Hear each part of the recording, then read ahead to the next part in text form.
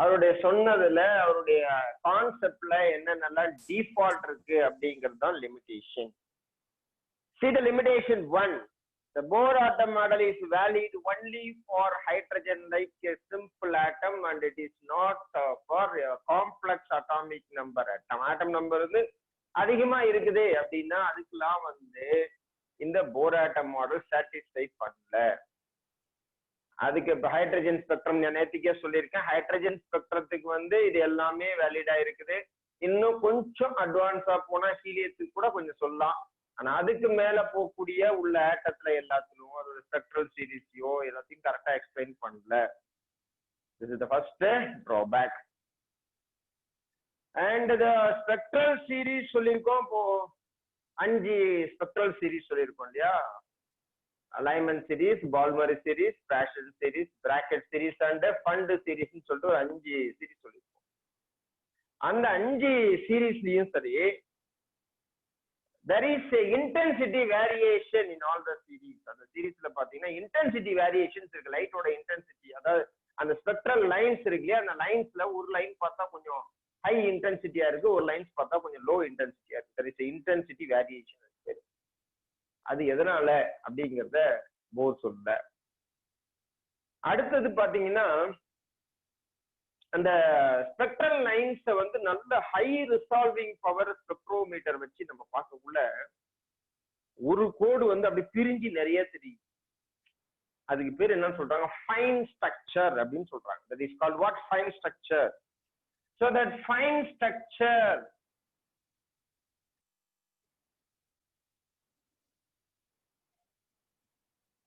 the fine structure is not explained by board. அந்த fine ஸ்ட்ரக்சரை சொல்ல ஒரு கோடு என்னவா தெரியுதுன்னா நிறைய கோடா தெரியுது ஹை ரிசால்விங் பவர் ஸ்பெக்ட்ரோமீட்டர் வச்சு பார்க்கக்குள்ள. அதுக்கப்புறம் சொன்ன ஜீமன் எஃபெக்ட், ஸ்டாக் எஃபெக்ட் அப்படிங்கிற எஃபெக்ட் இருக்கு. ஜீமன் அப்படின்னா வந்து மேக்னெட்டிக் ஃபீல்டு அப்ளை பண்ணக்குள்ள அந்த லைன்ஸ் எல்லாம் பிரிஞ்சு தெரியும். ஸ்டாக் எஃபெக்ட் அப்படின்னா எலக்ட்ரிக் ஃபீல்டு அப்ளைக்குள்ள பார்த்தா அந்த லைன்ஸ் எல்லாம் பிரிஞ்சு தெரியும். இதை பத்தியான விளக்கத்தை அவர் கொடுக்கல. இதெல்லாம் அதோடைய டிராபேக்.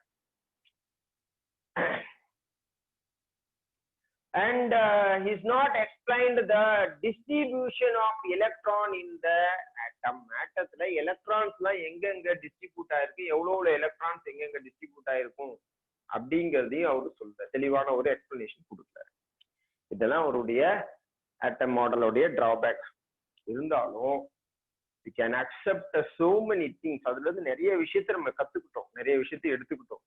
ஆட்டத்தோட ரேடியஸ் இதுதான் அப்படின்னு சொன்னோம். ஒரு ஆர்பிட்ல இருக்கக்கூடிய எலக்ட்ரானுடைய வேகத்தை நம்ம சொல்லியிருக்கோம். அந்த ஆட்டத்துல இருக்கக்கூடிய டிஸ்டன்ஸ் சென்டர்ல இருந்து எவ்வளவு தூரம் இருந்தா எவ்வளவு வேகம் போகும், அதோட அட்டாமிக் நம்பர் வேரியேஷன்ஸ் இருந்துச்சுன்னா வேகம் எவ்வளவு மாறும் அப்படின்றது எல்லாத்தையுமே சொல்லியிருக்கோம். அப்புறம் ஸ்பெக்ட்ரல் லைன்ஸ் வர்றதுக்கான ரீசனை ஃபர்ஸ்ட் கரெக்டா சொன்னார் அவர் தான்.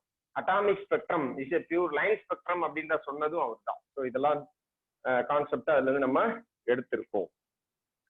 அடுத்தது உங்களுக்கு ஒரு ஆட்டம் மாடல் வரணும். அதாவது இது சொல்லக்கூடிய இவர் சொன்னதும் வந்து சர்க்குலர் ஆர்பிட் அதை பத்தி தான் சொல்லியிருக்காங்க. இது வந்து ஆக்சுவலா சர்க்குலர் ஆர்பிட் கிடையாது. It is elliptical orbit.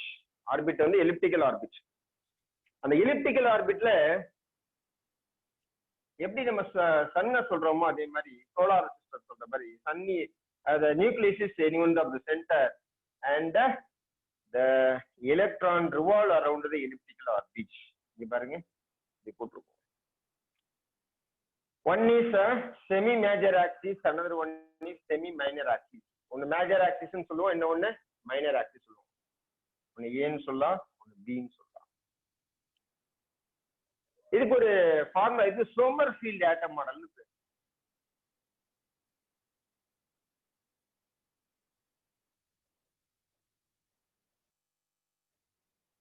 இதுக்கு பேர் சோமர்ஃபீல்ட் ஆட்டம் மாடல்.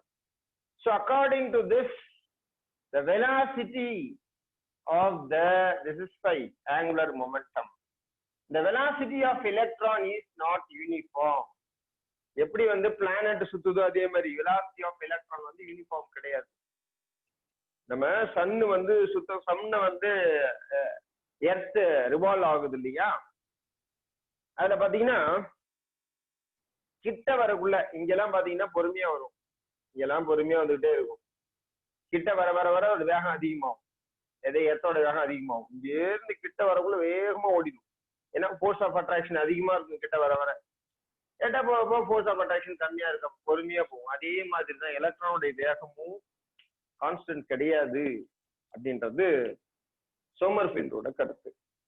அது மட்டும் இல்ல, இன்னும் அவர் சொல்லியிருக்காரு என்ன அப்படின்னா, எல்லாமே ஸ்பெரிக்கலா தான் இருக்குமா, எல்லாமே எலிப்டிக்கலா தான் இருக்குமான்னு கிடையாது. அதுல ஒண்ணு ஸ்பெரிக்கலுக்கான வாய்ப்பு இருக்குது. b by a is equal to l plus 1 by n தான் ஃபார்முலா. இது சோமர்ஃபீல்ட் ஆட்டத்தோட ஃபார்முலா. b வந்து செமி மைனர், a வந்து செமி மேஜர், lங்கிறது ஆர்பிட்டல் குவாண்டம் நம்பர் l.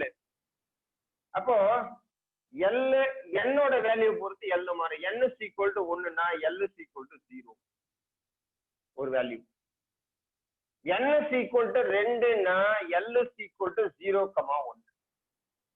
அப்போ 2 இருக்குன்னு அர்த்தம், 2 ஆர்பிட் இருக்குன்னு அர்த்தம். அப்ப n equal to 1 l equal to 0 அப்படின்னு இதை போட்டு பாருங்க. b by a is equal to l-க்கு வந்து 0 போட்டா மேல 1 அப்படின்னு அர்த்தம் இல்லையா? 0 போட்டோம்னா 1. n equal to 1 கீழே வந்து 1 போடுறேன். அப்ப என்ன ஆயிடுது? b is equal to a அப்படின்னு ஆயிடும். So the first level அப்படின்னு பாத்தீங்கன்னா, ஃபர்ஸ்ட் லெவல் அப்படின்னா அப்ப என்ன அர்த்தம்? ஒன்னு இருக்குது, இது வந்து சர்க்குலர். ஏன்னா இது வந்து b, இது வந்து a. a is equal to b. அப்ப ஒரு ஆர்பிட் வந்து சர்க்குலர் ஆர்பிட் அப்படின்னு வந்துடும். இந்த செகண்ட் கண்டிஷனை பாருங்க. n equal to 2. n equal to 2ல 2 shell இருக்கு, 2 ஆர்பிட்ஸ் இருக்கு இல்லையா? அந்த 2 ஆர்பிட்ஸ்ல பாத்தீங்கன்னா ஒன்னு எலிப்டிக்கலா இருக்கும், ஒன்னு சர்க்குலரா இருக்கும். இப்ப n equal to 2 அப்படின்னு போட்டுக்கிறேன். அதாவது b by a is equal to l வந்து ஃபர்ஸ்ட் 0 போட்டுக்கிறேன். 0 plus 1 by 2 கிராஸ் மல்டிபிள் பண்ணுங்க. 2b is equal to a இல்லையா? Second condition b by a is equal to l-க்கு 1 போட்டுக்கிறேன். 1 plus 1 by n-க்கு வந்து 2. என்ன ஆயிடும்? 2 2 கேன்சல் ஆகி இதுல a equal to b அப்படின்னு வந்து. So this is elliptical and this is circular. Okay, if n is equal to 3, what happen? n is equal to 3 போட்டீங்கன்னா l is equal to என்ன போடணும்? l is equal to 0,1,2ன்னு போடுவீங்க. n-க்கு 3 இருக்கக்குள்ள l-க்கு 2 வருது அப்படின்னா அது வந்து சர்க்குலரா இருக்கும், இதுவும் எலிப்டிக்கலா இருக்கும், இதுவும் எலிப்டிக்கலா இருக்கும். அப்போ ஏங்கிறது b மாதிரி 2 மடங்குன்னு அர்த்தம். ஏங்கிறது b மாதிரி 2 மடங்கு எப்படின்னா இப்படி இருக்குது. இது வந்து a, இது வந்து b, இந்த மாதிரி ஆர்பிட்ல இருக்கும் அப்படின்னு அர்த்தம். a equal to b னா அது circular. This is Sommerfeld atom model. இதுதான் சோமர்ஃபீல்டு சொல்லியிருக்காரு. ஸோ இந்த சோமர்ஃபீல்டு ஆட்டம் மாடல் உங்களுக்கு வந்து கொடுக்கல, இருந்தாலும் இது அவுட்லைனா தெரிஞ்சுங்க. அவருதான் உங்களுக்கு வந்து கன்க்ளூஷனா நீங்க சர்க்குலர் அப்படின்றத மைண்ட்ல வச்சிருக்க கூடாது. ஒருவேளை maybe it is used in the chemistry, ஒருவேளை கெமிஸ்ட்ரியில உங்களுக்கு சோமர்ஃபீல்டு வந்திருக்கா என்னன்னு தெரியல. பட் சோமர்ஃபீல்டு மாடல் தான் நம்மளுக்கு இப்போதைக்கு உள்ள மாடல். இப்போதைக்கு உங்களுக்கு நிறுத்தினது வந்து போரோட நிறுத்திட்டாங்க, சோமர்ஃபீல்டு இருக்கு.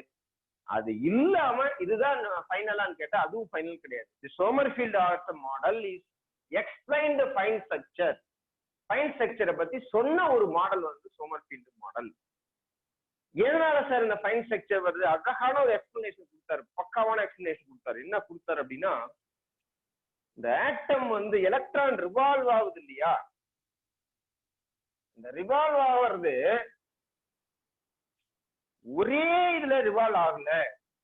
எலக்ட்ரான் எப்படி ரிவால்வ் ஆகுறது ஒரே இதுல ரிவால்வ் ஆகல. இப்படி போகுது, அடுத்தது இப்படி வருது, அடுத்தது இப்படி வருது, அடுத்தது இப்படி வருது, அடுத்தது இப்படி வருது, அடுத்தது இப்படி வருது.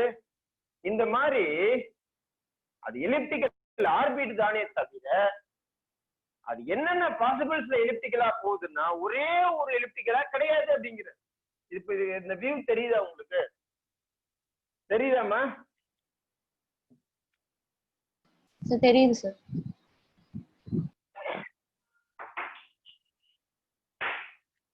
அதாவது இப்போ எலிப்டிக்கல்னு சொல்லிட்டேன் இல்லையா, எலிப்டிக்கல்னா அப்படி சுத்துது. அடுத்த சைக்கிள் என்ன ஆயிடுது, இப்படி சுத்துது. அடுத்த சைக்கிள் என்ன ஆயிடுது, இப்படி சுத்துது. அடுத்தது என்ன ஆயிடுது, இப்படி சுத்துது. இப்படியாவே என்ன ஆயிடுது, சுத்தி சுத்தி வரக்குள்ள இதை ஸ்பெக்ட்ரல் லைன்ஸ் எடுக்கக்குள்ள நிறைய லைன்ஸ் தெரியுது. இதுதான் வந்து ஃபைன் ஸ்ட்ரக்சருக்கான ரீசன் அப்படின்னு அவர் சொன்னாரு. ஆனா நம்ம பசங்க அதையும் ஏத்துக்கல.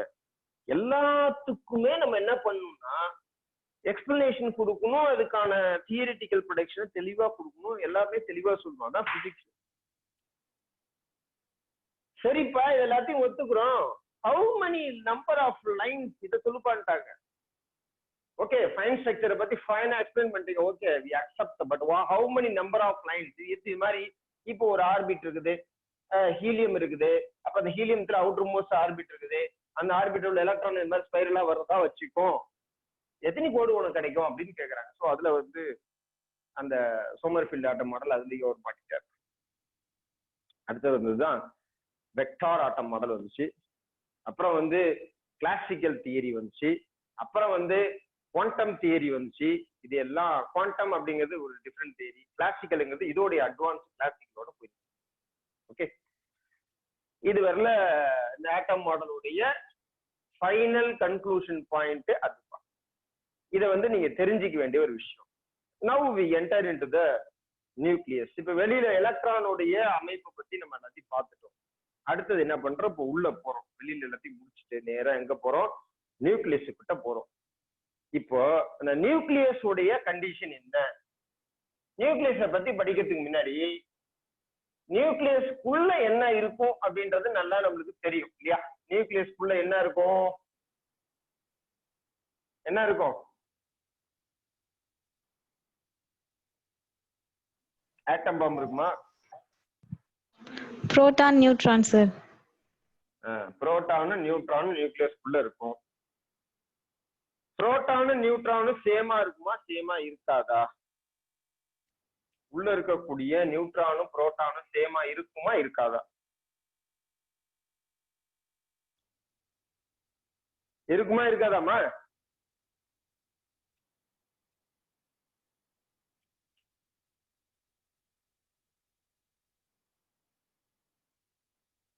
டிஃப்ரெண்டா இருக்கும் சார். டிஃப்ரெண்டா இருக்குமா. C612 கார்பன் 612 இல்லையா, இது அட்டாமிக் நம்பர் ஆஃப் கார்பன், இது மாஸ் நம்பர் ஆஃப் கார்பன். இது நம்ம எப்படி சொல்லுவோம்னா X இது எலமெண்ட், இது Z அட்டாமிக் நம்பர், இத A மாஸ் நம்பர் அப்படின்னு சொல்லுவோம் இல்லையா. ஒரு நியூக்ளியஸ் அப்படிதான் சொல்லுவோம், ஒரு எலமெண்ட் அப்படிதான் சொல்லிக்க, ஒரு ஆட்டத்தை அப்படிதான் சொல்லிக்க, இல்ல ஜெனரா ஒரு எலமெண்ட் அப்படிதான் சொல்லுவோம். சரி, இந்த எலமெண்ட்ல எத்தனை நியூட்ரான் இருக்கு எத்தனை புரோட்டான் இருக்கு அப்படின்னு நீங்க கண்டுபிடிக்கணும். ஏங்கிறது atomic mass, A is atomic mass, atomic mass or mass number அப்படின்னு சொல்லலாம். Z is what, atomic number, atomic number which is equal to number of proton and number of electron. Okay, proton உடைய எண்ணிக்கையும் சேமா இருக்கும், electron எண்ணிக்கையும் same. அப்ப number of proton நீங்க ஜாடா Z. Okay, what is atomic mass, atomic mass is equal to Z plus neutron. atomic mass ஏங்கிறது என்னது, atomic இது வந்து proton, proton plus neutron. Atomic mass அப்படிங்கிறது என்னது, புரோட்டான் பிளஸ் நியூட்ரான். அப்ப ஏங்கிறது atomic mass, Z plus N. இப்ப மேட்ருக்கு வரணும், A வந்து 12, Zங்கிறது 6 பிளஸ் நியூட்ரான் உனக்கு தெரியாது. அப்ப 12 minus 6 equal to N. இப்ப N is equal to எவ்வளவு, 6. நம்பர் ஆஃப் நியூட்ரான் வந்து 6. அப்போ ஒரு நியூக்ளியஸ்ல இருக்கக்கூடிய நம்பர் ஆஃப் நியூட்ரான் 6. கொஞ்ச நேரத்துக்கு முன்னாடி என்ன சொன்னீங்க? ஈக்குவலா இருக்காதுன்னு சொன்னீங்க. ஈக்குவலா இருக்குது, ஈக்குவலா இருக்கிற எலிமெண்ட் இருக்குது, ஈக்குவலா இல்லாத எலிமெண்ட் இருக்குது. இப்ப பாருங்க, யுரேனியம் 92 145 அப்படின்னு வச்சு 92 235. How many number of neutrons are present in the uranium? How many number of neutrons are present in the uranium? So 235 minus 92 is equal to neutron. Clear? So 143 is equal to number of neutron present in the uranium. Atomic number பாத்தீங்கன்னா 92, mass number பாத்தீங்கன்னா 143. அப்ப neutron number அதிகமாகவும் இருக்கலாம், neutron number சேமாவும் இருக்கலாம். புரியுதா? ஆனா ரெண்டுத்துக்கும் உள்ள எலிமெண்ட்டும் இருக்குது.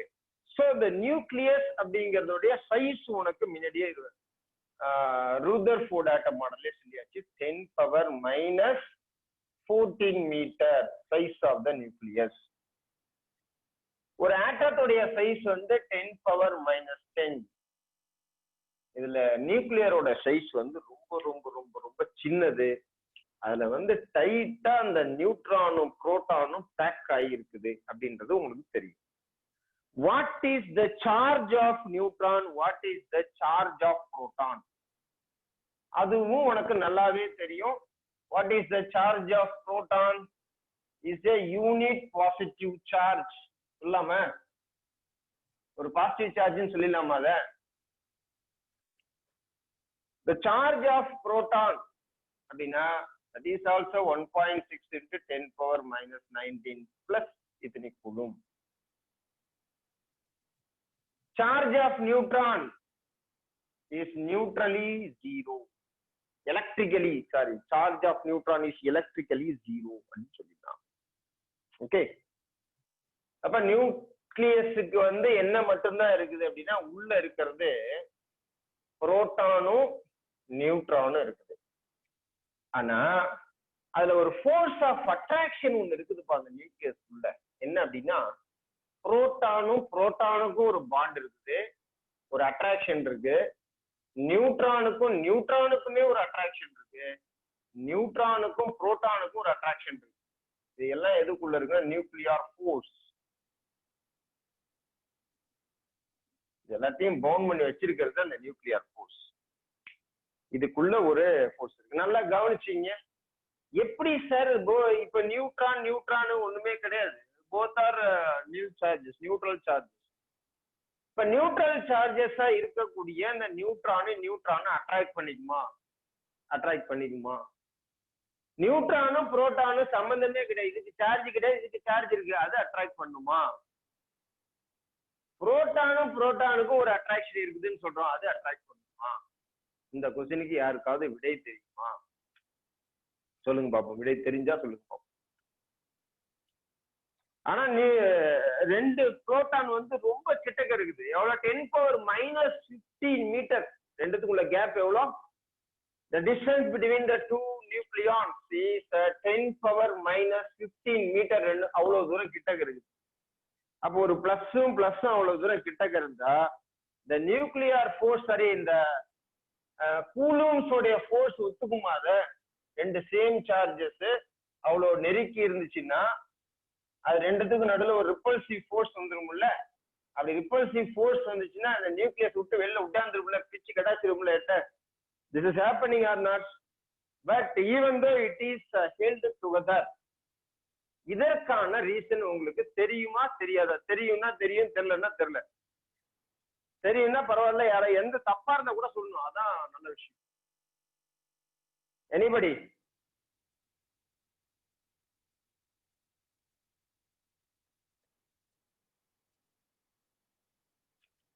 ரேஷ்மிகா? சார் தெரியாது சார். என்ன அப்படின்னா இது எனக்கும் ரொம்ப நாளா இது தெரியல. நான் உங்களை மாதிரி 12th படிக்கக்குள்ளே எனக்கு தெரியல. அதை தெரிஞ்சுக்கிற அளவு நம்மளுக்கு அப்போ வந்து ஒரு ஆர்வமான ஒரு டீச்சர்ஸும் இல்லை. காலேஜ் படிச்சுட்டு போகக்குள்ளேயும் அதை தெரிஞ்சுக்கக்கூடிய அளவுக்கு சொல்லக்கூடிய அளவுக்கு இல்லை. அதுக்கப்புறம் எனக்கு தோணுச்சு இப்படிதான் நடக்குமா அப்படின்னு தோணக்குள்ளதான் அதுக்கப்புறம் பார்க்கக்குள்ளதான் தெரியுது என்ன அப்படின்னா, இது உள்ள வந்து ஒரு எலிமெண்டரி பார்ட்டிகல்ஸ் இருக்கு. இந்த வருஷம் அது கூட உங்களுக்கு கொடுக்கல.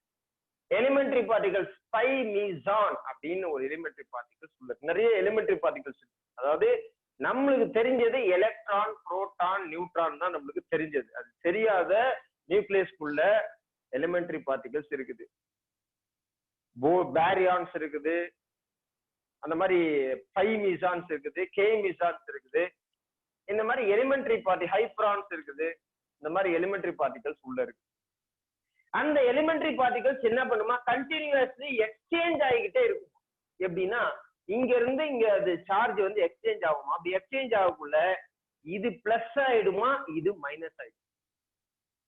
அப்ப இது வந்து ஒரு அட்ராக்ஷன் இருக்கும். ரெண்டுத்துக்குமே சேம் சார்ஜஸ் தான் இல்லையா.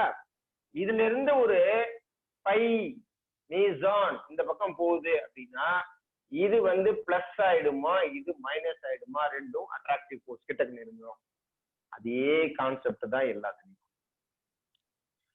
There is a continuous exchanges of the energy. The energy இங்கே மாறிட்டே இருக்கால, ஒன்னு பிளஸ் ஆகுது மைனஸ் ஆகுது, அது ஹோல்டு பண்ணி உள்ள அப்படியே வச்சிருக்கிறதுக்கான ரீசன் தான். ஓகேவா, அது தெரிஞ்சுக்கிங்க. ரெண்டாவது, இப்ப இதுல என்னென்ன சொல்லியிருக்கோம், வாட் இஸ் அட்டாமிக் நம்பர் அப்படின்னு கேட்டா என்ன சொல்லுவீங்க? Atomic number is a number of proton or number of electron. இதுதான் அட்டாமிக் நம்பர்னு சொல்லுவோம். சரி, சமயத்துல வந்து நம்பர் ஆஃப் எலக்ட்ரான்ஸ் கூட சேமா இல்லாம இருக்கும். In case of ions, ions எடுத்துக்கிட்டோம்னா சோடியம் Na+ கூட சொல்லலாம். How many number of electrons are present in Na+? சொல்ல முடியுமா யாராவது? Na+ல இருக்கக்கூடிய எலக்ட்ரானோட எண்ணிக்கை நேத்திக்கே சொல்லிருக்கு. 10. Na1123 இல்லையா? இதுல 11 புரோட்டான் இருக்கு, 11 எலக்ட்ரான் இருக்கு. அப்போ ஒரு எலக்ட்ரானத்துக்கு வெளில போட்டோம்னா ஒரு பிளஸ் அதிகமாயிடும். அப்ப எத்தனை எலக்ட்ரான் இருக்கும்? Na+ அப்படின்னா அதுல 10 எலக்ட்ரான் இருக்கும். இதுல கூட நம்ம வச்சு அவ்வளவு ஷார்ப்பா சொல்ல முடியுது. அயன்ஸா மாறிடுது. அயன்ஸா மாறின பிறகு அதுக்கு அட்டாமிக் நம்பர் வந்து எலக்ட்ரான் நம்பரை வச்சு நம்ம சொல்ல முடியாது, புரோட்டான் நம்பரை வச்சுதான் சொல்ல முடியும். அதனாலதான் நம்ம தெளிவான எடுத்துக்கணும். Number of proton present in the atom is said to be the atomic number. Atomic mass is the mass of the nucleons. What is mean by nucleons? Nucleus குள்ள இருக்கக்கூடிய particles எல்லாத்துக்கும் பேரு nucleons. Nucleus குள்ள என்ன இருக்கும்? நியூட்ரானும் புரோட்டானும் இருக்குது. So we can call neutron and proton are called nucleons. Neutrons and protons are called nucleons. இந்த நியூட்ரானுக்கும் புரோட்டானுக்கும் பேர் தான் நியூக்ளியான்ஸ் அப்படின்னு சொல்லுவோம். இதுல A is the atomic number or atomic mass or mass number. A is equal to Z plus N. உங்களுக்கு தெரியும். N வேணும் அப்படின்னா A minus Z. இப்பதான் இத பார்த்தோம். ஓகே, அடுத்தது இந்த நியூக்ளியஸ்ல என்ன பார்க்க போறோம்னா ஐசோடோப்ஸ்னா என்ன, ஐசோடோம்னா என்ன, ஐசோபார்னா என்ன. இந்த ஐசோடோப் ஒரு கதை இருக்கு. என்ன அப்படின்னா, மெண்டலீஃப் அப்படின்னு ஒரு பீரியாடிக், அவர் ஃபர்ஸ்ட் பீரியாடிக் டேபிள சொல்லவர், நல்லா உங்களுக்கு தெரிஞ்சிருக்கும், கெமிஸ்ட்ரி கூட நடத்திருப்பாங்கன்னு நினைக்கிறேன். மெண்டலீஃப் அப்படின்றவர் தான் வந்து ஃபர்ஸ்ட் பீரியாடிக் டேபிள கண்டுபிடிக்கிறார். பாத்துங்க பிசிக்ஸ் வந்து எப்படிலாம் வந்து உதவுதுன்னு பாத்துங்க. மெண்டலீஃப் பீரியாடிக் டேபிள்ல பாத்தீங்கன்னா it is based on the principle of atomic mass. Atomic mass வச்சு கன்ஸ்ட்ரக்ட் பண்ணதுதான் Mendeleev periodic table. Atomic mass வச்சு கன்ஸ்ட்ரக்ட் பண்றாங்க. After the inventions of isotopes, isotope கண்டுபிடிச்ச பிறகு ஐசோடோப்புக்கு என்ன அர்த்தம் அப்படின்னா the isotope is the element which has isotope is the element which has a same mass number, same atomic number and different in mass number. இல்லையா? atomic number same ஆ இருக்கும், mass number different ஆ இருக்கும். So chlorine 1735, அதே chlorine 1737. uranium 92 233, uranium 92 234, uranium 92 235, uranium 92 236. இப்படி சொல்லிட்டே போலாம். இது எல்லாத்துலயுமே பாத்தீங்கன்னா இதுல இருக்கிறது 143, இதுல 142 நியூட்ரான், இதுல 141 நியூட்ரான், இதுல 144 நியூட்ரான். அப்ப நியூட்ரானோட எண்ணிக்கை எல்லாத்துலயுமே மாறிட்டு இருக்கு. So all these have same atomic number but different mass number. அப்ப மெண்டலிஸ் பீரியாடிக் டேபிள் நல்லா யோசிச்சு பாருங்க, ஒரே எலிமெண்ட் தான், எல்லாமே ஒரே எலிமெண்ட் தான். the same element occupy different position, எல்லாமே வெவ்வேறு பொசிஷன்ல ஆக்குபை ஆகுது அட்டாமிக் மாஸ் வச்சு பார்த்தோம்னா. இத மோஸ்ட்லி கண்டுபிடிச்சார். மோஸ்ட்லி அப்படின்னு ஒரு பிசிசிஸ்ட். இன்னைக்கு கெமிஸ்ட்ரி இருக்கக்கூடிய நிறைய விஷயத்த கண்டுபிடிச்சு கொடுத்தது பாத்தீங்கன்னா பிசிக்ஸ். அதனாலதான் இந்த பிசிக்ஸ் வாதியாருக்கும் கெமிஸ்ட்ரி வாதியாருக்கும் ஒரு அண்டர்ஸ்டாண்டிங் இருக்கணும். சோ இது எல்லாத்தையும் மோஸ்ட்லி என்ன கண்டுபிடிச்சு கொடுத்தாரு. கொடுத்ததுக்கு அப்புறம் அப்போ டோட்டல் பீரியாடிக் டேபிளுமே ரிவர்ஸ் ஆயிடுச்சு. அட்டாமிக் நம்பரை வச்சு அப்புறம் கன்ஸ்ட்ரக்ட் பண்ணாங்க. why sir they constructed by using atomic number னு கேட்டீங்கன்னா, atomic number if even though there are different isotopes என்ன டிஃபரெண்டா இருக்கலாம், தவிர the chemical properties is not different. arrangement of electron, that is electronic configuration of the atom is not differ. இதுல ஐசோடோப்ஸ்கா இருந்தா கூட இதெல்லாம் differ ஆகவே ஆகாது. அதனால என்ன பண்ணிட்டாங்க, அட்டாமிக் நம்பரை வச்சு கன்ஸ்ட்ரக்ட் பண்ணாரு. அது மட்டும் இல்ல, நிறைய எலிமெண்ட்ஸ் அவர் கண்டுபிடிச்சாரு. மோஸ்ட்லி நிறைய எலிமெண்ட்ஸ் கண்டுபிடிச்சாரு. என்னன்னா அந்த ஸ்கேட்டரிங் மெத்தட வச்சு நிறைய எலிமெண்ட்ஸ் கண்டுபிடிச்சு அதெல்லாம் பீரியாடிக் டேபிள்ல அரேஞ்ச் பண்ணாரு. Rare earth elements, zero group elements, இந்த மாதிரி ஒண்ணு ஒண்ணா பிரிச்சு அவரு அரேஞ்ச் பண்ணாரு. அதுதான் modern periodic table. So that modern periodic table is based on the principle of increasing atomic number. Okay, that is constructed by Moseley. So this is called isotope. So isotope na appa neenga enna therinjikano, atomic number same ah irukku, mass number vera irukum. And one more thing, these are having same chemical property. Chemical property la ஒரு பெரிய வித்தியாசம் கிடையாது. chemical property can be determined by the electronic arrangement of the chemical property. அப்ப எல்லா ஐசோடோப்ஸுக்கும் chemical ப்ராப்பர்ட்டில எந்த சேஞ்சஸும் கிடையாது, mass variations மட்டும்தான். அதே மாதிரி எலக்ட்ரானிக் கான்ஃபிகரேஷன்ல எந்த சேஞ்சஸும் கிடையாது.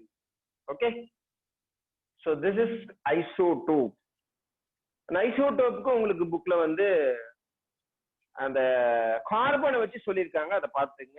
என்னென்ன கார்பன் எவ்வளவு கிடைக்கும்ன்றதையும் போட்டிருக்காங்க, அதை அப்படியே அண்டர்லைன் பண்ணுங்க. Okay, next we pass to the isobar. isobar அப்படின்னா என்ன? isobar is same mass number, the different element having same mass number and different atomic number. இதுல சொன்னது அப்படியே தலைகீழ சொல்றோம். இதுல அட்டாமிக் நம்பர் சேமா இருந்துச்சு, மாஸ் டிஃபரா இருந்துச்சு. அதுல மாஸ் நம்பர் சேமா இருக்கு, அட்டாமிக் நம்பர் டிஃபரெண்டா இருக்கு. அவங்க என்ன சொல்றாங்கன்னா, சல்ஃபர் அப்பது சல்ஃபர் அதே சொல்லிட்டே வாங்க என்னென்ன எலிமெண்ட் கொடுத்துருக்காங்க. Sulphur 16 40. Next chlorine sir. Chlorine 17 1740 sir. Next argon 1840 sir. Argon 1840. Next potassium 1940 sir. Potassium 1940. Potassium K sir. இல்ல 1940. calcium 2040 sir. Okay calcium 2040. சொல்ல போனா இதுல வந்து ஆர்கான் கூட ஐசோடோப்ஸ் தான், குளோரின் ஐசோடோப்ஸ் தான், பொட்டாசியம் ஐசோடோப் தான், சல்ஃபர் ஐசோடோப் தான், கால்சியம் மட்டும்தான் ரியல் எலிமெண்ட். இது எல்லாமே ஐசோடோப்ஸ். இது ஆக்சுவலா 32 தான் வரும். அதே மாதிரி இதுக்கு 34 37 40 இதுக்கு 3 ஐசோடோப்ஸ். அதே மாதிரி இதுக்கும் ஐசோடோப்ஸ், இதுவும் ஐசோடோப். இது மட்டும்தான் என்னது கால்சியம் 2040ங்கிறது ரியல். ஓகே, எனிகாவ் இது எல்லாமே பாத்தீங்கன்னா அட்டாமிக் மாஸ் பாருங்க, எல்லாத்துலயுமே அட்டாமிக் மாஸ் வந்து சேமா இருக்கு. So this is said to be iso, ஒரே மாதிரி. பார் அப்படின்னா மாஸ் நம்பர், நீங்க அந்த பார் நினைச்சுக்காது. பார்னா இதுல வெயிட்னு அர்த்தம். ஓகே, தே ஹேவ் இது என்ன எலிமெண்டே வேற வேற. இங்க பாருங்க, இந்த எலிமெண்ட் வேற, இந்த எலிமெண்ட் வேற, இந்த எலிமெண்ட் வேற, எல்லாமே எலிமெண்ட் வேற வேற. கண்டிப்பா இதுக்கு different chemical property, different physical property, different electronic arrangement இல்லையா, இது எல்லாமே டிஃபரெண்டா இருக்கும். Okay, then isotone. Isotone means what? Isotone அப்படின்னா ஐசோடோன் ஐசோடோன் அப்படின்னு வச்சுங்க, element having same number of neutron, same number of neutron. நியூட்ரானோட எண்ணிக்கை கரெக்டா இருக்கணும்.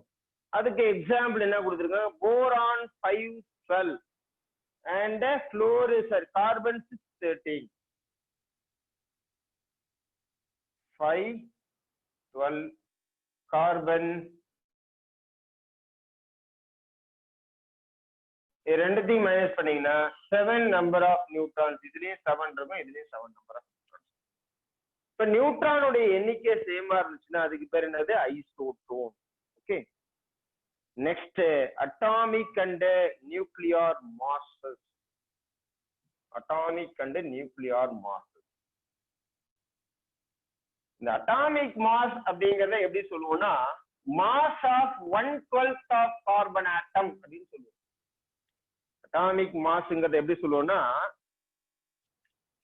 1 atomic mass unit 1 AMU is equal to mass of carbon 12 atom divided by 12.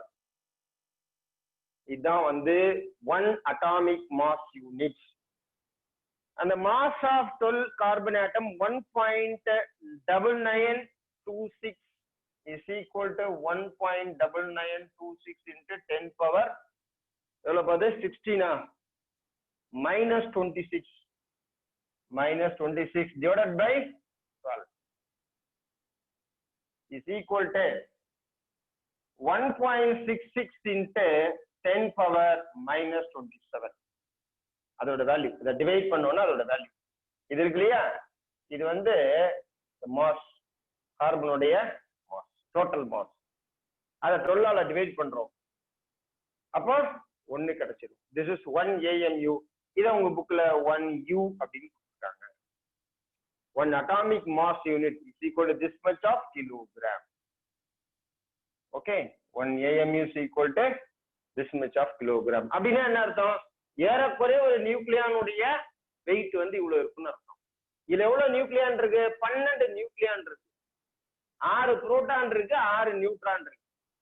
அந்த 6 proton 6 நியூட்ரானை சேர்த்ததான் அந்த 12. அதோடைய டோட்டல் மாஸ் தான் இது. அதை 12ஆல டிவைட் பண்ணீங்கன்னா இந்த வேல்யூ வருது. அப்ப இந்த வேல்யூ ஆவரேஜா பாத்தீங்கன்னா எல்லா நியூக்ளியான்ஸுக்கும் இதான் ஆவரேஜா பார்த்தா. ஆனா அப்சல்யூட்டா பார்த்தோம்னா என்ன, ஆவரேஜா பார்த்தா இது சொல்லிட்டான் what is the absolute value. So the absolute value means the mass of one neutron mass அத mn அப்படின்னு போட்டு mass of one neutron is equal to 1.008665 U. இது மாஸ் ஆஃப் ஒன் நியூட்ரான். அதாவது இந்த வேல்யூவை இதுல மல்டிபிள் பண்ணு, ஏறக்குறைய 1.66ல மல்டிபிள் பண்ணீங்க அப்படின்னா இந்த வேல்யூ வரும். இது வந்து கொஞ்சம் புரோட்டானை விட அதிகம். அத மாதிரியே இந்த புரோட்டானுக்கு பாத்தீங்கன்னா 1.007825 1.007825 U. இது மாஸ் ஆஃப் புரோட்டான். புரோட்டானுடைய மாஸ் ஏறக்குறைய இருக்குமா? நான் இது கொஞ்சம் கூட நியூட்ரான் புரோட்டான் மாஸை விட கொஞ்சம் அதிகம்னு கூட சொல்லலாம். ஓகே, ஆவரேஜா பார்த்தோம்னா இதையும் ஆவரேஜா பார்த்தா ஒரு புரோட்டானுடைய மாஸ் ஏறக்குறைய சொல்லுவேன். இன்னொன்னு சொல்லலாம், ஒரு நியூட்டனுடைய மாஸ் 1.67 சொல்லலாம், ஒரு புரோட்டானுடைய மாஸ் 1.66 சொல்லிக்கலாம். கொஞ்சம் டிஃபரன்ஸ் சொல்லிக்கலாம், அவ்வளவுதான். ஏறக்குறைய ரெண்டுமே சரி. அண்ட் நெக்ஸ்ட் இந்த மாஸ்ல டிஃபரன்ஸா இருக்குன்னு சொல்றோம் இல்லையா? அந்த ஐசோடோப்னு சொல்ல முடியாது. அந்த ஐசோடோப் எப்படி கண்டுபிடிக்கிறாங்க அப்படின்னா அதுக்கு பெயின்பிரிட்ஜ் மாஸ் ஸ்பெக்ட்ரோமீட்டர்னு ஒண்ணு இருக்கு. அது உங்களுக்கு போன பழைய சிலபஸ்ல கொடுத்துருந்தாங்க. இந்த வருஷம் கொடுக்கல, இருந்தாலும் அதை பத்தி ஒரு வேர்டு கொடுத்துட்டாங்க உங்களுக்கு புக்ல. பெயின்பிரிட்ஜ் மாஸ் ஸ்பெக்ட்ரோமீட்டர் மூலமா நீங்க அந்த அட்டாமிக் மாஸையும் கண்டுபிடிக்கலாம், ஐசோடோப்புடைய மாஸையும் கண்டுபிடிக்கலாம். ஒரு ஆட்டம் இருக்குன்னா அதோட மாஸை நீங்க கண்டுபிடிக்க முடியும். அதற்கான ஒரு சின்னதா லைட்டா சொல்லிடுறேன். எதை மாஸ் கண்டுபிடிக்க போறோமோ அதை அயன்ஸா மாத்தினா தெரியுமில்ல, அதுல இருந்து எலக்ட்ரான்ஸை வெளியில எடுத்துது. அவுட்டர் மோஸ்ட் ஆர்பிட்ல இருக்கக்கூடிய எலக்ட்ரான்ஸை வெளியில எடுத்துட்டீங்கன்னா அயன்ஸா மாறிடும். அதை ட்ராக் பண்ணி ஒரு நேரோ பீமா விட்டு இங்க ஒரு எவாக்குவேட்டட் சேம்பர்ல பர்பெண்டிகுலர் டைரக்ஷன்ல மேக்னெட்டிக் ஃபீல்ட் வச்சீங்கன்னா அப்படியே வளையும். ஒரு இது மேல ஒரு போட்டோகிராபிக் பிளேட் வச்சிருக்கோம், அப்படி அந்த ரேஸ் அப்படி வளைஞ்சிடும். 2-3 அட்டாமிக் மாசஸ் இருக்குன்னு வச்சீங்க, ஐசோடோப் இருக்குன்னு வச்சீங்க, அது மாசுக்கு தகுந்த மாதிரி ஒரு இடத்துலயும் இங்க ஒரு புள்ளி, இங்க புள்ளி விடுவோம். இதை வச்சு இந்த டிஸ்டன்ஸ் இதோட சென்டர்ல இருந்து இது 2R, இதுக்கு இந்த டிஸ்டன்ஸ் 2R, இதுக்கு இந்த டிஸ்டன்ஸ் 2R. அதை வச்சு ஒரு ஃபார்முலா இருக்கு, அதை போட்டு என்ன பண்ணுவோம், இதோடைய மாஸை கண்டுபிடிப்போம். இதுக்கு பேரு பெயின்பிரிட்ஜ் மாஸ் ஸ்பெக்ட்ரோமீட்டர் அப்படின்னு பேரு. இதை வச்சு ஐசோடோப்பும் கண்டுபிடிக்கலாம், அட்டாமிக் நம்பரும் கண்டுபிடிக்கலாம். ஓகே, அதான் உங்களுக்கு ஒரு வார்த்தையா கொடுத்துருக்காங்க. Size and density of the nucleus. Next size and density of the nucleus.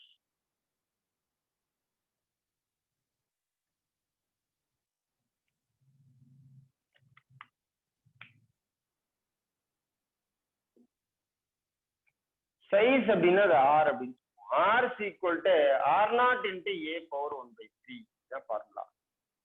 வேற உங்க ஃபார்முலா டெரிவேஷன் கிடையாது, தான் ஃபார்முலா. Rங்கிறது அதோட size, radius of the nucleus. R0 அப்படிங்கிறது R0 is equal to 1.3 ஃபெர்மின்னு அர்த்தம். அது ஒரு constant value, 1.3 Fermi, which is equal to 1.3. ஒரு ஃபெர்மிங்கிறது 10⁻⁻15 metre. This is R0 value. Okay, R0 is equal to 1.3 into 10⁻⁻15 meter. Aங்கிறது என்னது? Atomic mass. Atomic mass increase ஆக nuclear உடைய size அதிகமாகும். எப்படின்னா Z is greater than 10 அப்படி கூட சொல்லலாம். அட்டாமிக் மாஸ் இன்க்ரீஸ் ஆக அதோடைய சைஸ் இன்க்ரீஸ் ஆகிக்கிட்டே இருக்கும். 1.2F போட்டிருக்காங்க, ஆனா பட் 1.3F தான் நம்ம படிச்ச மாதிரி இருக்கு. அதை மட்டும் நான் ஒரு டைம் வெரிஃபை பண்ணிக்கிறேன். 1.3F தான் படிச்சிருக்கேன், 1.29 அப்படின்னு வரும். 1.3 தான் அப்படின்னு படிச்சிருக்கேன். பட் வச்சு ஞாபகம் வச்சுங்க, நாளைக்கு எனக்கு ரிமைண்ட் பண்ணிக்கிறேன், ஒரு டைம் செக் பண்றேன். ஓகே. ஸோ த நியூக்ளியருடைய சைஸ் வேணும் அப்படின்னா உனக்கு என்ன கொடுத்தா நியூக்ளியருடைய சைஸ் கிடைக்கும் அப்படின்னா அதோடைய அட்டாமிக் மாஸ் கொடுத்துட்டாங்கன்னா நியூக்ளியரோட சைஸ் கிடைக்கும். ஃபார் எக்ஸாம்பிள் வந்து அலுமினியம் அப்படின்னு கொடுத்துட்டாங்க. அட்டாமிக் நம்பர் வந்து அலுமினியத்துக்கு வந்து அட்டாமிக் நம்பர் 1327 நினைக்கிறேன். 1327. Find the radius of the aluminium. R is equal to R naught 1.3 into 10 power minus 15 into A வந்து 27. So 27 whole power 1/3 போட்டீங்கன்னா 3 கிடைக்குமா?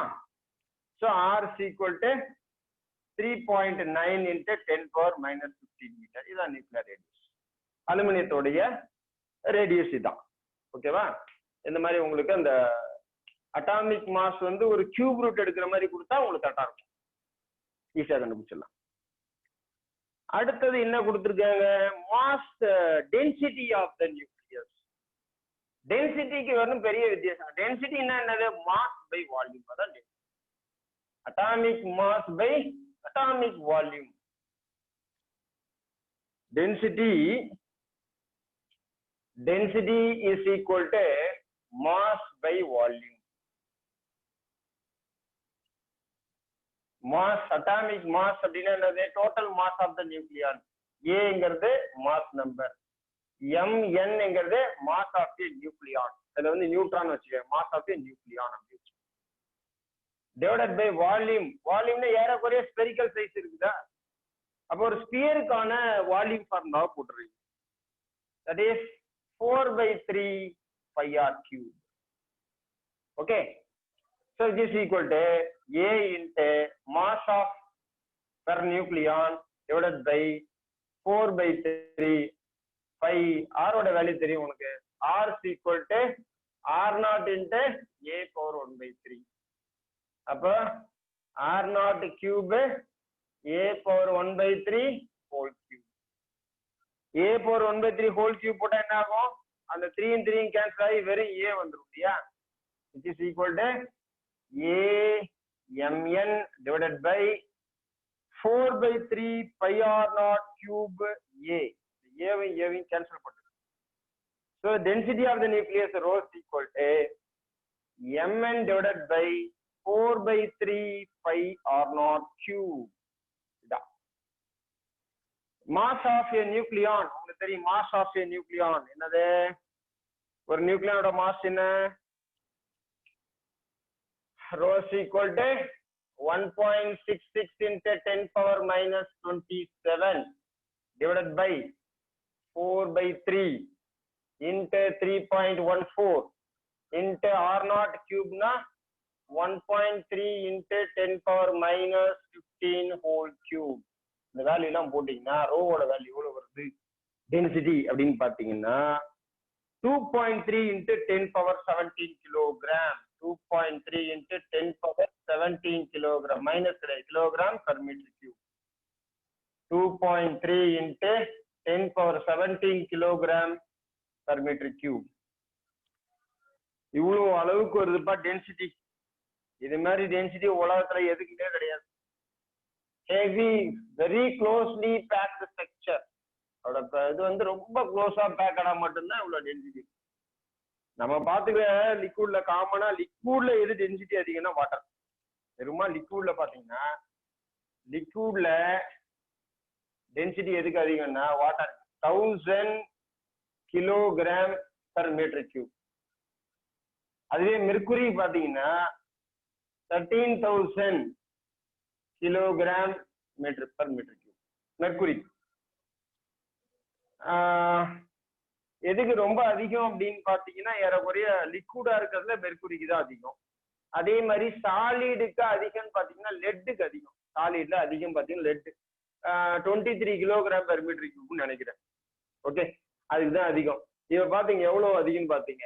Comparing to all these things very very close. 10 power 17 வந்துருக்குன்னா 10 power 3 10 power 17 அவ்வளவு அளவுக்கு the nuclear materials are very closely packed. And one more thing you just see, after cancelling this here, numerator is Mn divided by 4/3 pi R naught cube. இதுல எங்கயாவது atomic mass வந்திருக்கா பாருங்க. Mass தான் cancel ஆயிடுச்சு இல்லையா? so that we can say the density of the material, density of the nucleus is independent of the mass number. What I know, because the density of the nucleus is independent of the mass number. Mass number பெருசா இருக்கு, அதிகமா இருக்கு, பெரிய நியூக்ளியஸா இருக்குன்னா அதுக்கு வந்து density வந்து அதுக்கு சம்பந்தம் கிடையாது. Density is mainly depend upon the package of the nucleons. Nucleons எவ்வளவு க்ளோஸா பேக் ஆயிருக்கு அப்படின்றது இந்த பேக்கேஜ் ஆஃப் த நியூக்ளியன்ஸை பொறுத்து தான் இருக்கே தவிர சைஸ் ஆஃப் த நியூக்ளியஸை பொறுத்து கிடையாது. ஓகே, அதுதான் இப்ப சொல்லியிருக்கோம். Mass defect and binding energy அப்படிங்கிறது அடுத்த topic. Mass defect and binding energy. இப்ப மாஸ் ஆஃப் த ஆட்டம் அப்படின்னு சொன்னோம்னா ஜென்ரலா வந்து என்ன சொல்றோம்னா அந்த நியூக்ளியான்ஸ் உடைய மாஸ் அப்படின்னு சொல்லிடலாம் இல்லையா? அதான் மாஸ் ஆஃப் த நியூக்ளியஸ் அப்படின்னு சொல்றோம். இப்ப இதுல ஒரு சிந்திக்க வேண்டிய ஒரு விஷயம் இருக்கு. என்ன அப்படின்னா,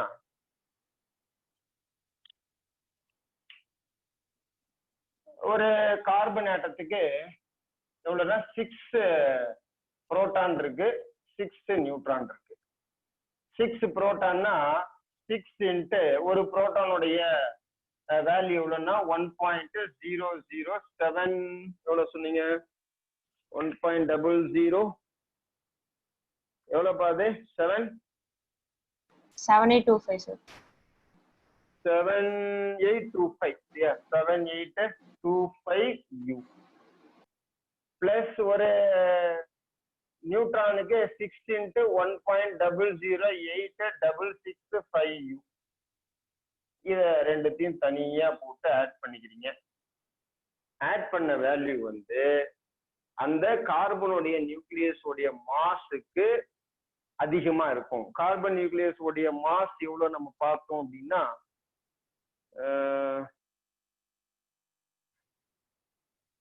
that is 1.66 sorry 1.9926 1.9926 into 10 power minus 26 அப்படின்னு பார்த்தோம் இல்லையா? இதை ரெண்டுத்தையும் மல்டிபிள் பண்ணி யூவோட வேல்யூ என்னது 1.6, யூவோட வேல்யூ என்னன்னா 1.66 into 10 power minus 27. இது எல்லாத்தையும் மல்டிபிள் பண்ணி போட்டீங்கன்னா இதை விட இது அதிகமா வரும். So mass of the nucleus is less than the mass of proton, that is ZMP plus number of ZMN. இது ரெண்டுத்தையும் போட்டோம்னா இது அதிகமா வருது, இது கம்மியா வருது. There is difference in mass. தனித்தனியா ஒரு நியூக்ளியான்ஸ்ல உள்ளது தனித்தனியா எடுத்து போட்டு எடை போட்டு அதோட டோட்டல் பண்ணணும். ஒரு நியூக்ளியஸ் அப்படியே தூக்கி எடை போட்டு டோட்டல் பண்ணா அந்த மாஸுக்கு ஒரு டிஃபரன்ஸ் வருது. தட் இஸ் கால்டு மாஸ் டிஃபெக்ட்னு பேரு. அந்த டிஃபரன்ஸ் இன் மாஸ் என்ன சொல்றோம்? மாஸ் டிஃபெக்ட் அப்படின்னு சொல்றோம். ஓகேவா? அதை நம்ம இப்போ அதை பத்தி தான் பார்க்கணும். என்ன பண்றோம் அதை அப்படியே இப்ப நம்ம பிராக்டிகலா பார்த்தோம். அதை வந்து இப்போ தியரி ஸ்டேட்மெண்டா பார்ப்போம்.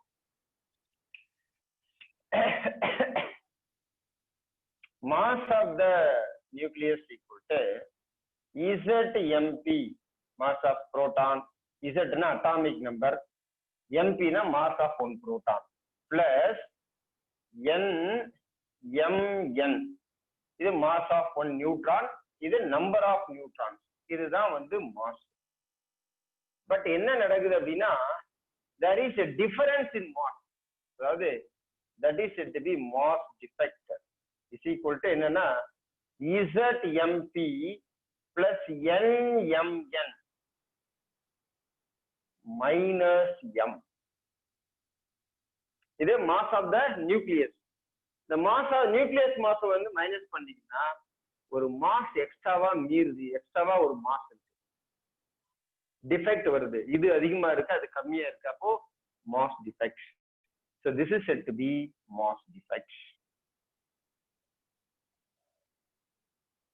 சரி சார், இந்த மாஸ் டிஃபெக்ட்னா அப்ப என்ன ஆகுது அப்படின்னா, எனர்ஜி வேணும்ல. அந்த நியூக்ளியான்ஸ் எல்லாத்தையும் ஒன்னா பேக் பண்ணி வச்சுக்கிறதுக்கு ஒரு எனர்ஜி வேணும்ல.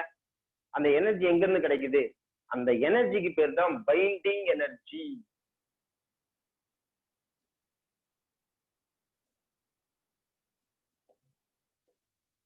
அதுக்கு பேரு பைண்டிங் எனர்ஜி. அதான் கொடுத்துருக்காங்க பாரு, most defect and binding energy. So what is binding energy? The energy required to bind the nucleons together inside the nucleus. The nucleus குள்ள அந்த நியூக்ளியான்ஸ் எல்லாத்தையும் ஒன்னா சேர்த்து வச்சிருக்கிறதுக்காக தேவைப்படக்கூடிய அந்த ஆற்றல் தான் பைண்டிங் எனர்ஜி. அப்ப அந்த எனர்ஜி எங்க இருந்து கிடைக்குது? மாஸ் போய் தான் எனர்ஜி வருது. ஐன்ஸ்டீன் படி E = என்ன சொல்றோம்? mc² சொல்றோமா? அப்ப E = இங்க என்ன சொல்லணும்? Δmc² சொல்லிடணும். இந்த Δm அப்படிங்கிறது தான் மாஸ். அப்ப இந்த loss in mass is converted into energy. இதுதான் எனர்ஜியா மாறி இருக்கு அப்படின்னு சொல்லலாம். அப்ப இந்த எனர்ஜி எப்படி போடாம என்ன பண்றீங்க? பைண்டிங் எனர்ஜி DE = என்ன போடுறீங்க? Δmc² அப்படின்னு போட்டுருக்கீங்க. ஓகே, இந்த ΔM அப்படிங்கிறது என்ன? சோ மேல அதை வச்சுட்டேன்.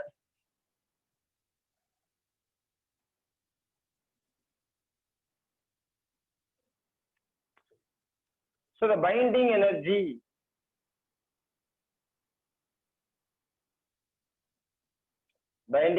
that is DE = what? Δmc². What is ΔM? ΔMங்கிறது என்ன? இதோ பாருங்க, ZMP plus NMN minus M. இதான் வந்து ΔM into c². இத பாருங்க, இதுல வந்து இது இல்ல பாருங்க, எலக்ட்ரானை வந்து ஏதாவது சொல்லியிருக்கீங்களா? ஒன்னும் சொல்லவே இல்லை பாருங்க. அப்போ வந்து என்ன பண்றீங்க? எலக்ட்ரானை வந்து இப்ப பார்த்துட்டு இருக்கிறது நியூக்ளியஸ் மட்டும் பார்த்துட்டு இருக்கீங்க. ஒட்டுமொத்த ஆட்டத்தை பார்க்க போறீங்கன்னு வச்சுக்கோங்க. எலக்ட்ரான் அப்படியே உள்ள கொண்டு போகுது சார். அப்ப எத்தனை புரோட்டான் இருக்கோ அத்தனை எலக்ட்ரான் இருக்கும் இல்லையா? which is equal to ZMP plus ZMN. அப்படி பாத்தீங்க, ME mass of electron plus NMN minus ZME. Add பண்ணி மைனஸ் பண்ணிக்கிறேன். Minus M into c². ஒன்னும் இல்ல, என்ன பண்றேன்? எலக்ட்ரானை ஆட் பண்ணி மைனஸ் பண்ணிருக்கேன். வேற ஒன்றும் பண்ணல. இப்ப பாருங்க, Z வெளில எடுத்துருங்க. Z வெளில எடுத்தீங்கன்னா MP plus ME plus இந்த NMN அது அப்படியே இருக்கும். மைனஸ் வெளில எடுத்துருங்க. மைனஸ் வெளில எடுத்துட்டு ZME plus M. இது வந்து மாஸ் ஆஃப் நியூக்ளியஸ், இது எலக்ட்ரானுடைய மாஸ் இன்டு c².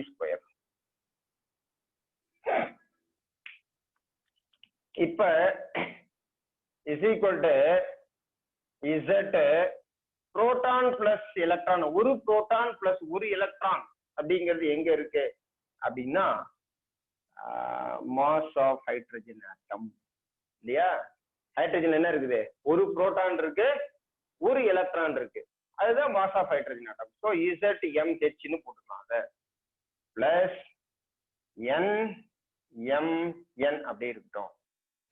மைனஸ் இங்க பாருங்க ZME, இது எலக்ட்ரான், டோட்டல் எலக்ட்ரான். ZMEங்கிறது total electron plus nuclear mass of nucleus.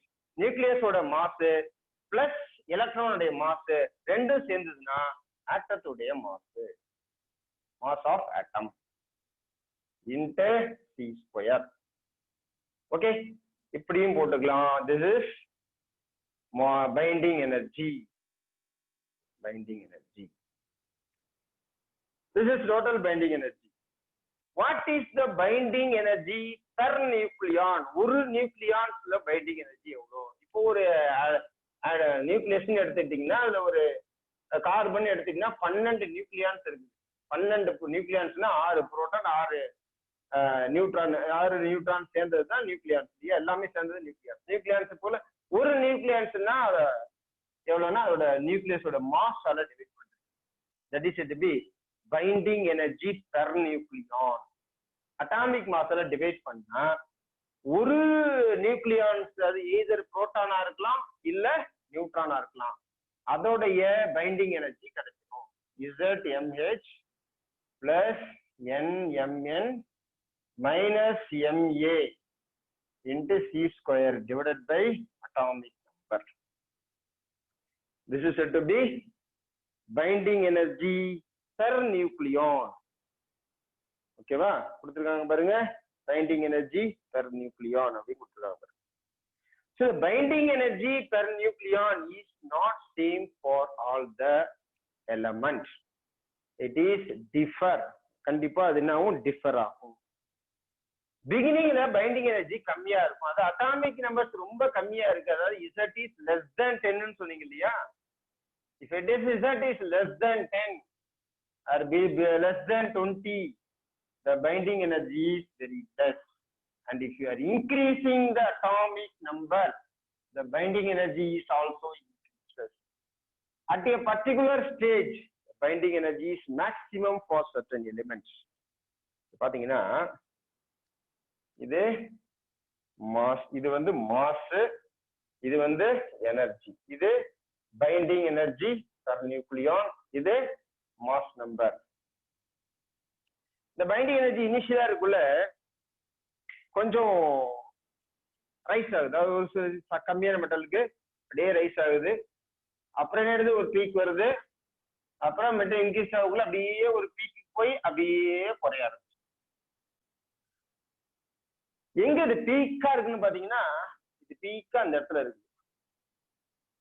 இந்த இடத்துல பாத்தீங்கன்னா இதோட பைண்டிங் எனர்ஜி, இது பைண்டிங் எனர்ஜி பாத்தீங்கன்னா 8.8 million electron volt.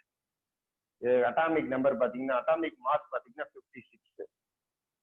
Atomic mass 56 இருக்கக்குள்ள அதுக்கு 8.8 எதுக்குன்னு பாத்தீங்கன்னா அயன் 26 56 அதுக்குதான் மேக்சிமம் பைண்டிங் எனர்ஜி. அதனாலதான் அயன் வந்து எல்லாத்துக்கும் யூஸ் பண்றதுக்கான ரீசன் என்னன்னா, ஸ்டெபிலிட்டி அதிகம். சீக்கிரமா அயன் மட்டும் எது கூட அவ்வளவு சீக்கிரம் அதுக்கு ஸ்டெபிலிட்டி அதிகம். ஆவரேஜா பாத்தீங்கன்னா இதுல இருந்து இது வரல. அதாவது இது கீழே வந்து அட்டாமிக் நம்பர் வந்து 40, இங்க வந்து அட்டாமிக் நம்பர் வந்து 120. Sorry, atomic mass. இந்த 40ல இருந்து 120 வரல இந்த லெவல் இருக்கு இல்லையா, ஆவரேஜா 8.5 million electron volt. Average binding energy per nucleon between 40 and 120 is 8.5 million electron volt. அதுக்கு மேலலாம் போனீங்கன்னா அதுக்கு குறைஞ்சிரும். யுரேனியத்துக்கு பாத்தீங்கன்னா 77.6 தான். யுரேனியத்துக்கு அப்படியே குறைஞ்சிட்டே போயிடும். அப்ப யுரேனியம் என்ன அதிகமா அட்டாமிக் மாஸ் போக குறையுதுன்னா நியூட்ரானோட எண்ணிக்கை அதிகமா போயிடும். அது எல்லாமே என்ன ஆயிடும், ரேடியோ ஆக்டிவா ஆயிடும். அது ரேடியோ ஆக்டிவ் எலமெண்ட் தான் மாறிடும். ஓகே, கம்மியா உள்ளது என்ன நடக்குது, குறையா உள்ளதுன்னா ஃபியூஷன் ரியாக்ஷன் நடக்கும்.